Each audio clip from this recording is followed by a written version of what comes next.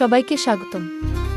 আজকে আমরা জানব বাংলাদেশের 7টি পরিত্যক্ত বিমানবন্দর আবারও কিভাবে সচল হচ্ছে, কেন এই উদ্যোগ নেওয়া হয়েছে এবং এতে আমাদের দেশের জন্য কি কি সম্ভাবনা তৈরি হচ্ছে। আপনি কি জানেন বাংলাদেশে এমন 7টি বিমানবন্দর আছে যেগুলো একসময় ব্যস্ত ছিল কিন্তু এখন অনেক দিন ধরে বন্ধ পড়ে আছে? এই বিমানবন্দরগুলো দেশের বিভিন্ন অঞ্চলে ছড়িয়ে ছিটিয়ে রয়েছে। সময়ের সাথে সাথে নানা কারণে এগুলো বন্ধ হয়ে গিয়েছিল, কখনো যাত্রী সংকট, কখনো অবকাঠামোগত সমস্যা, আবার কখনো প্রয়োজনীয়তা না থাকায়। কিন্তু সময় বদলেছে। দেশের অর্থনীতি, ব্যবসা বাণিজ্য, পর্যটন সবকিছুই এখন দ্রুত বাড়ছে। তাই সরকার এবার সিদ্ধান্ত নিয়েছে এই 7টি বিমানবন্দর আবারও চালু করা হবে। এতে শুধু যাত্রী পরিবহনই নয়, পণ্য পরিবহন, পর্যটন, এমনকি জরুরি সেবার ক্ষেত্রেও বড় সুবিধা হবে। চলুন জেনে নেই কোন বিমানবন্দর সচল হচ্ছে।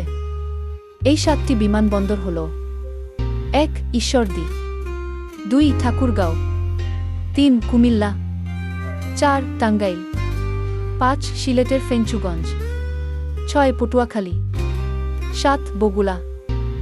এই বিমানবন্দরগুলো সচল হলে কি কি সুবিধা হবে?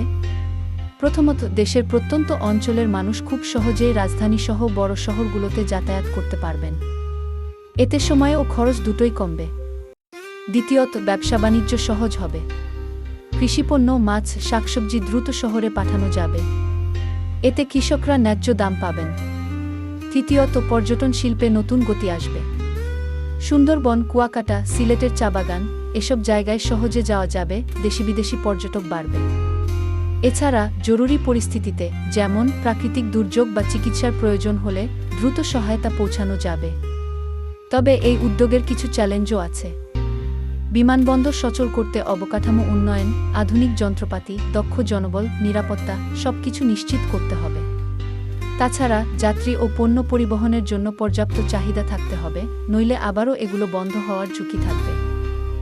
সরকার বলছে এই বিমানবন্দরগুলো সচল হলে দেশের আঞ্চলিক উন্নয়ন আরও ত্বরান্বিত হবে। নতুন কর্মসংস্থান তৈরি হবে, ব্যবসা বাণিজ্য বাড়বে, আর দেশের যোগাযোগ ব্যবস্থা আরও আধুনিক হবে।